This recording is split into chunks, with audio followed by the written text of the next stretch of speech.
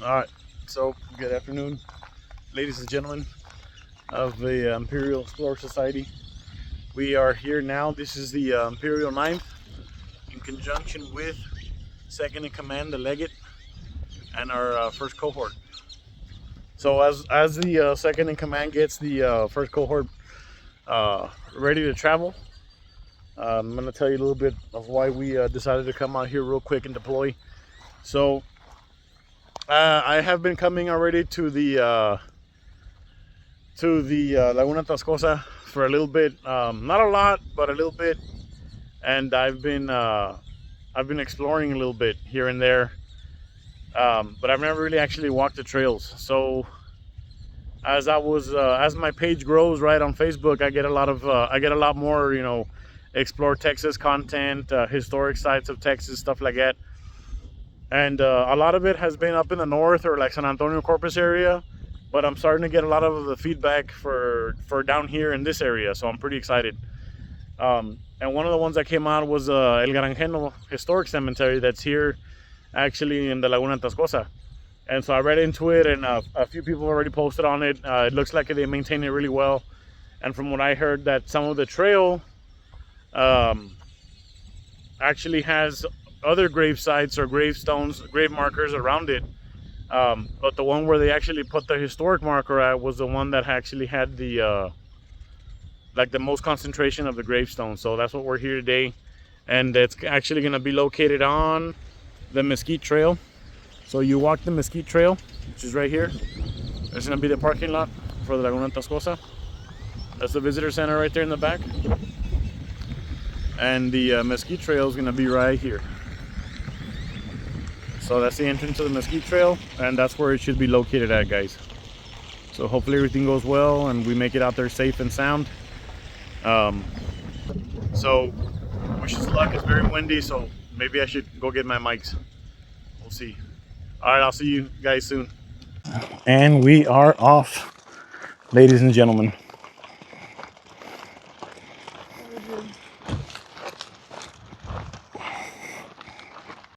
So I have the biggest complainer back there with me, and it's the little one.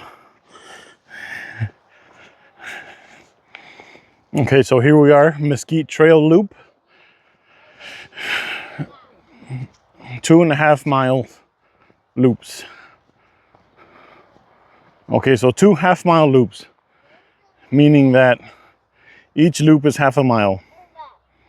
So if we do the entire loop around, it might be a mile, which is not too bad. So which way should we go first? That way? Which way do we go, baby? That way? Let's go. So our adventure has started. Let's see what we find. Let's see what we can find at.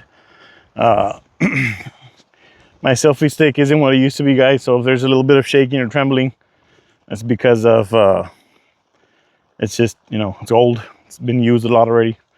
I'm not that I don't take care of my stuff as much as I should. So, and plus I'm always outdoors. You know what I'm saying? So let's see what happens. Oh, look. So look, that could be from an armadillo, or it could be from pigs. Probably pigs, because look, it looks like they were searching for the roots of that little thing right there. Let's go.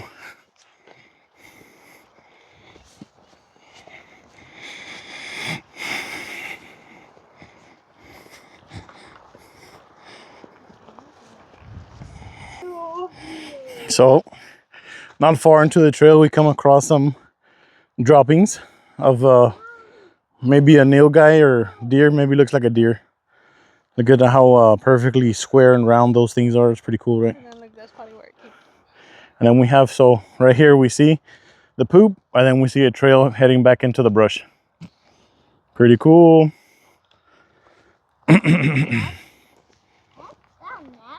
You're nasty. Okay.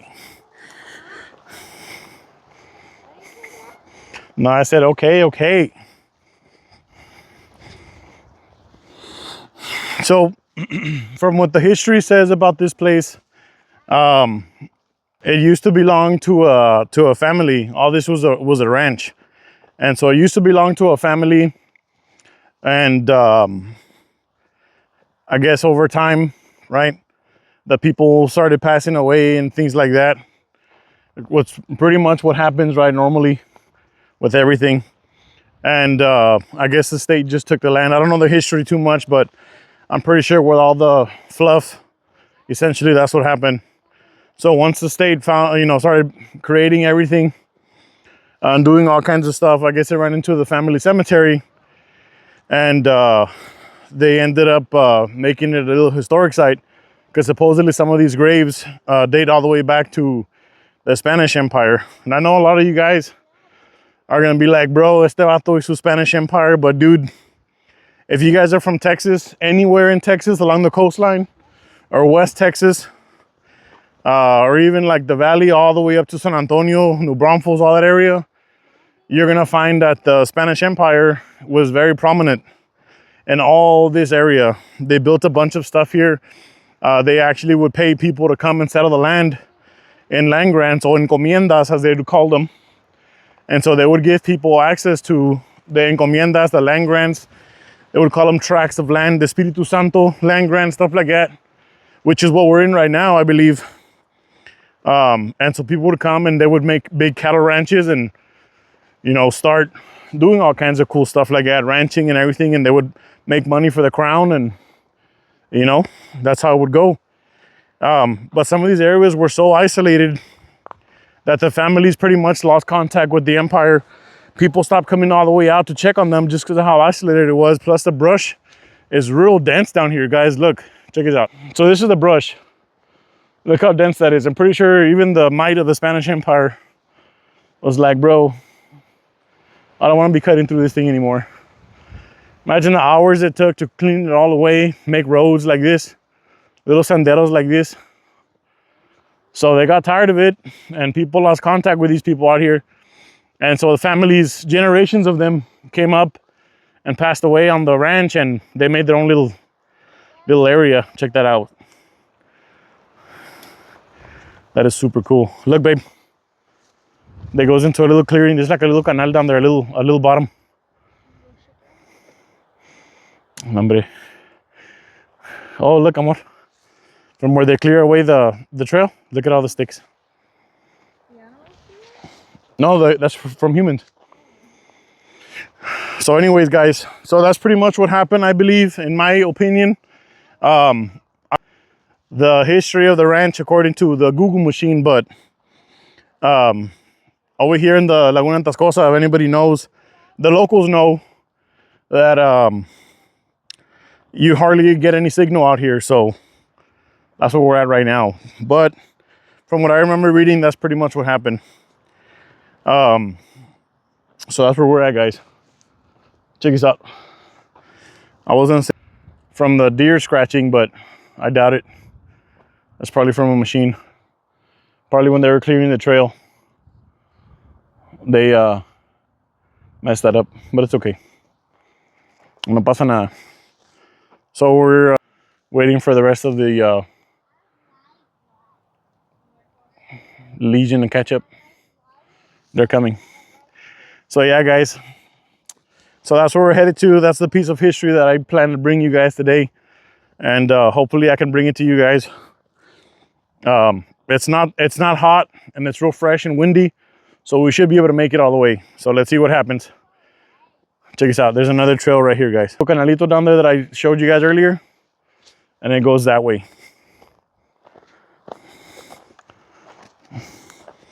Look. Whoa. No, babe, stay up there, because it's not a, this is not a trail. Pretty cool. Like, there's a lot of animal traffic that way. Animal traffic that way also. All right. All right, ladies and gents.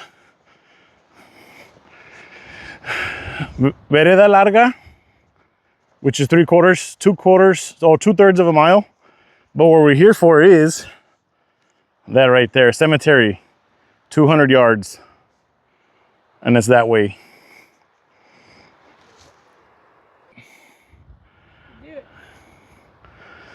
All right, guys. So that way, baby. We're gonna go that way. Okay. Yes, sir. All right, let's do this. Come on, babe. Be careful, babe, because there's a lot of exposed roots right here.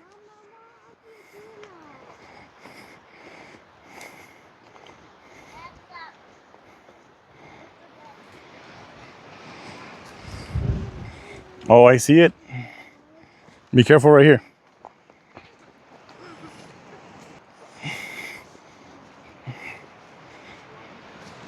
So we're coming up to the cemetery and it's gonna walk with me. Bless you. Those allergies. Look, babe. Look, guys. Look at that branch. You see it? The brushing or the rubbing? Look, babe, the deer, you see the rubbing on the branch? The deer use that to take the velvet off their horns. So whenever the antlers grow back, the deers go up. They start rubbing the little fuzzy stuff off their horns, but they have to rub it off on plants and stuff like that. So it's pretty cool, right? Or a lot of the times they'll use the same things, but to knock their horns off. So if we search in this area, maybe we can find their antlers. Our antlers come back, horns are permanent. So somewhere in there, guys, there's trophy horns. But because of the state of Texas, we can't get them. Huh? There's a little trail right here. Oh yeah, I see it. Okay, let's go.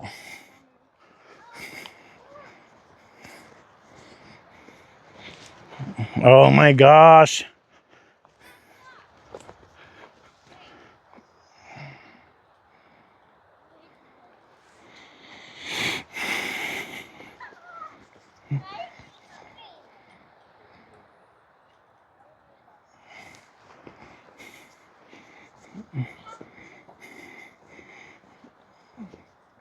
Wow, that is super cool. Look at the little cemetery, guys.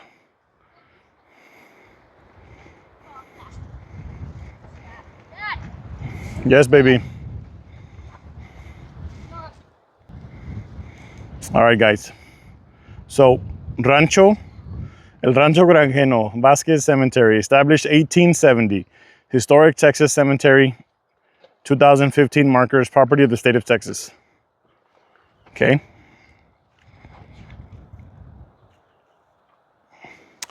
And here we have the plaque. I'm gonna try to read it as best I can, guys, okay? Because these things are difficult to read sometimes. Okay. El Rancho Granjeno Cemetery. Gil Vasquez came to La Bahía del Espíritu Santo, now Goliad, in 1807 at age 8 with his family from Cerralvo, Nuevo León, Mexico.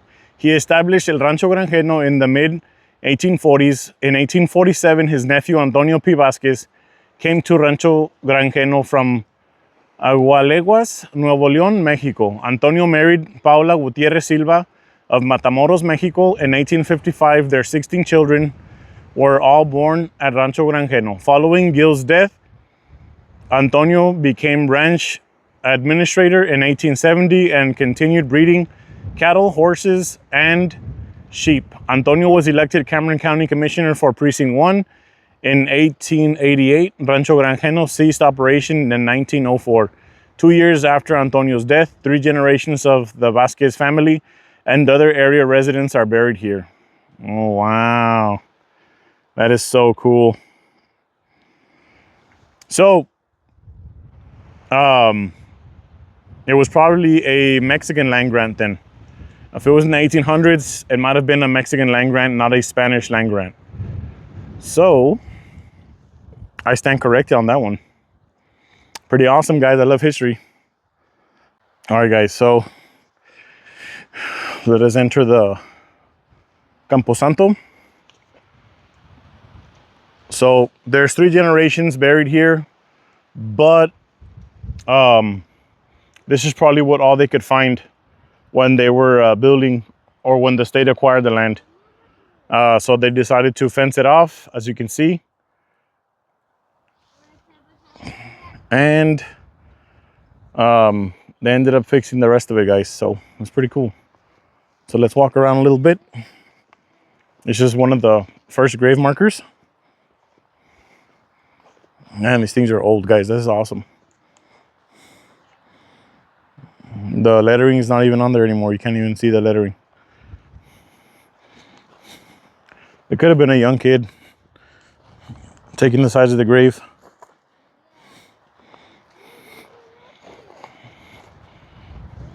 Here are bigger markers.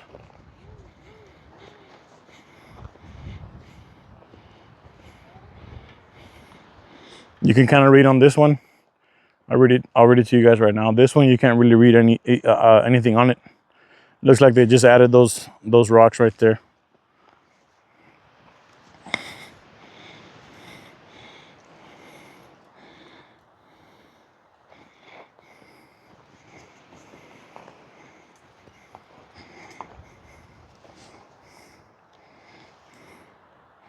So this marker reads, Juan Galván nació en 1901, murió el día 9 de julio de 1918.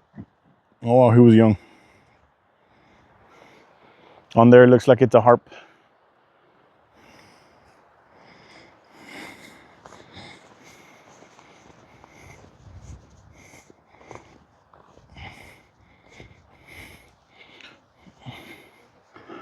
Super cool, guys.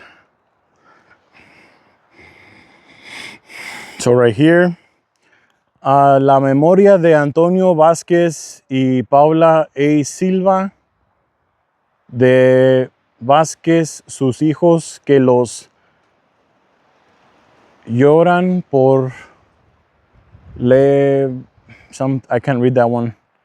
A sus ausencia les cons GRNES Nestas líneas, I don't know, man, it's hard. El Granjeno, November 2nd, 19. I can't tell that last one, guys. But yeah, man, that's a marble stone right there, guys. That's awesome. And then that is private property on that side. That is no longer the refuge. That is private property. So it's pretty cool, guys. It's the destination. And it wasn't that much of a walk, which is good because I have a bum knee right now. But thanks to my lovely wife, she was able to fix it and give me some kind of rest from the pain. So yeah, guys, check this out. Super cool. All right, folks. So this was a short video, a short exploration. But I wanted to say thank you anyways, guys, for tagging along with us. And the route to get here was relatively short, and it was very easy, guys. So if you guys want to come out here, y'all can come pay a little fee. And the fees that you guys pay for the Laguna Atascosa Refuge actually help keep it up and stuff like that. It helps keep the trails clean. It helps keep maintenance. Helps keep these things awesome places like this, guys. It helps them stay maintenance and stuff like that. So if you guys want to come out here, guys, come see what Cameron County has to offer, dude. That'll be great. It'll help out Cameron County, and it'll help out historic places and the refuge like this amazingly, guys. Due to big industry, guys, a lot of our refuge and all that stuff are being put on a chopping block, and they're being offered for, I mean, everything is purchasable for a price, right? Things that shouldn't be are things that people would say, you know, no, that's never going to be sold, or que esto que el otro, they're going to be sold off. Especially if, you know, People want to make money off of it. A lot of the times, and any big project that's come to the RGV, guys, hasn't really done anything good for the citizens. Yes, it's improved roads here and there, but a lot of it has been lost in scandals and stuff like that. If you guys read into all that, these people don't really care where the money goes to. They just want to get what they want to get, and they're willing to throw as much money as you can at the problem, which is not their fault. That's just what they do. It's nothing on them, but it falls to us, the people of Cameron County, the citizens of Texas, to say, hey, dude, you know what? Sabes que hasta aquí llegas, and draw a line somewhere, guys. But anyways, y'all be safe. Thank you for the TED Talk, or for coming to the TED Talk. But anyways, guys, again, if you guys want to come out here, please come out here, guys. Come explore this area. It's a very well established trails. It has very well established trails. It has really cool stuff. Please excuse my little girl. But anyways, guys, come out here. I guarantee you guys are gonna like it. Bring the whole family out here, guys. The trails are very easy to walk. And they're very enjoyable. There's a lot of bird nests and a lot of wildlife around the area too, guys. And it's very safe. The wildlife isn't as wild as it used to be, guys. So be careful when you come out here still. Bring some water, bring some Gatorades, things of that nature. And most importantly, guys, bring the family and enjoy yourselves. Okay, this is the Imperial IX signing off, head of the Explorer Society of Deep South Texas. And thank you for coming out here with us, guys. Y'all be safe, stay blessed, and God bless.